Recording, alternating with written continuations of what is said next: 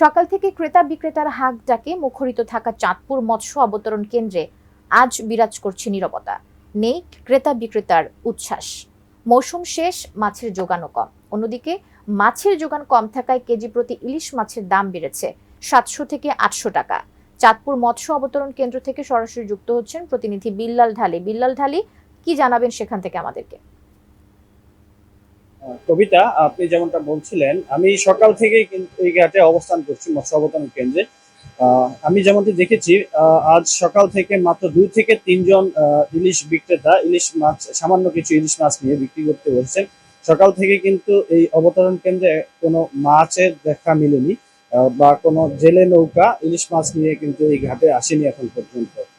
একেবারেই শুনশান নীরবতা বিরাজ করছে বলা যায়। অধিকাংশ যে আড়তদাররা আছেন তারা কিন্তু নিজ নিজ আড়তে বসে বসে অলস সময় পার করছেন, এমনটাই এখন পর্যন্ত আছে।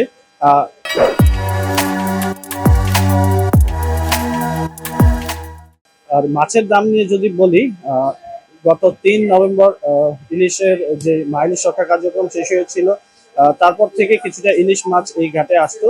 তখন ইলিশের কেজি প্রতি ছিল 1700 টাকা কেজি প্রতি বিক্রি হয়েছে মাছ।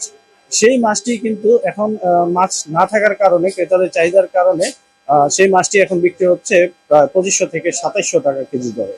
আমি আরেকটু জানিয়ে রাখতে চাই, 500 গ্রামের যে ইলিশ মাছটি আছে এখানে আজকের বাজারে তা বিক্রি হচ্ছে 2200 টাকা কেজি দরে। 1500 গ্রামের যে ইলিশ মাছ আছে তা কিন্তু 3500 টাকার উপরেই আজকে বিক্রি হচ্ছে। আমি বিক্রেতাদের সাথে কথা বলেছিলাম এই বাজারে যে মাছের দাম ঊর্ধ্বমুখী সে বিষয়ে।